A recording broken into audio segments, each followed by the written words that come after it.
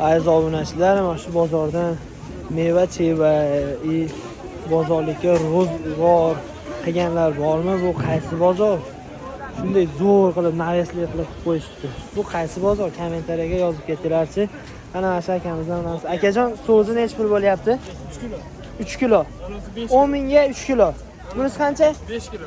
10 mingga 5 kilo. Akalar, mana shu qator, shu darvozadan kirganda ikkinchi qatorda har doim joyi chetda bo'ladimi aka? Har doim joylari chetda bo'lar ekan.